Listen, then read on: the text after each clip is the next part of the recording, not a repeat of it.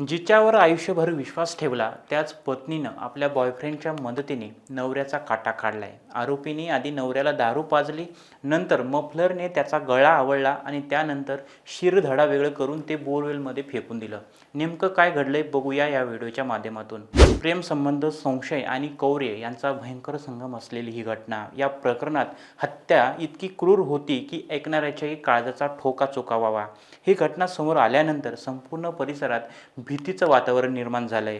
पोलिसांनी तिन्ही आरोपींना अटक करत न्यायालयाने त्यांना पोलीस कोठडी सुनावली आहे। आता या घटनेचा संपूर्ण थरार नेमका कसा झाला ते क्रमाने समजून घेऊया।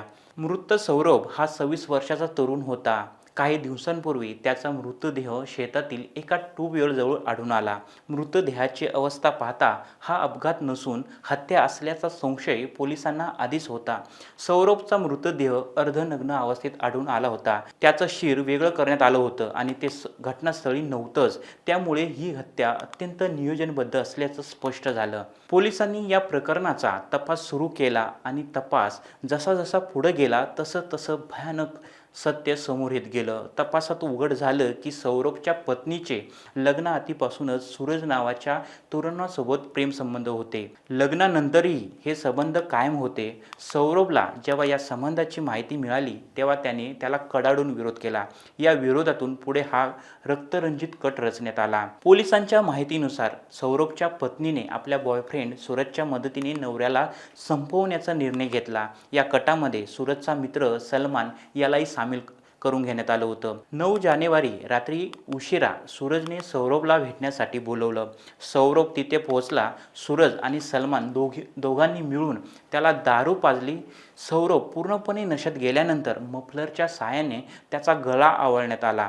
हत्यानंतरही आरोपी थांबले नाहीत। पुरावे नष्ट करण्यासाठी धारदार शस्त्राने सौरभचं शिर धडा वेगळं करण्यात आलं। शिर बोरवेलमध्ये फेकून देण्यात आलं तर धडावरचे कपडे काढून मृतदेह तिथेच टाकून देण्यात आला, जेणेकरून ओळख पटू नये आणि हत्या असल्याचा संशय कमी यावा।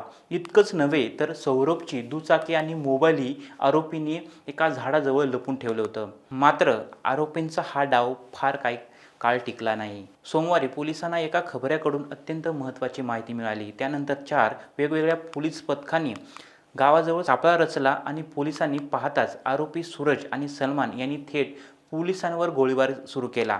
परिस्थिती हाताबाहेर जाण्यापूर्वी पोलिसांनी देखील गोळीबार केला।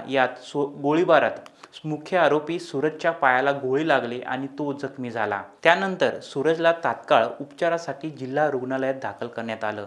त्यानंतर पोलिसांनी सौरभची पत्नी, बॉयफ्रेंड सूरज आणि त्याचा मित्र सलमान या तिघांनाही अटक केली। या तिघांनाही न्यायालयात हजर करण्यात आलं असून कोर्टाने त्यांना पोलीस कोठडी सुनावली आहे। प्रेम संबंधातून सुरू झालेली ही गोष्ट अखेर निर्घृण हत्यापर्यंत जाऊन पोहोचली आणि या घटनेने पुन्हा एकदा समाजाला हादरवून सोडलं आहे। ही संपूर्ण धक्कादायक घटना उत्तर प्रदेशातील फिरोजाबाद जिल्ह्यातील नारकी परिसरात घडली आहे। महाराष्ट्रातील सर्व बातम्यांचे विश्वासार्ह व्यासपीठ, सकाळच्या सर्व सोशल मीडिया प्लॅटफॉर्मला लाईक, फॉलो आणि सबस्क्राईब करा। तसंच सर्व नोटिफिकेशनसाठी बेल आयकॉन प्रेस करायला विसरू नका।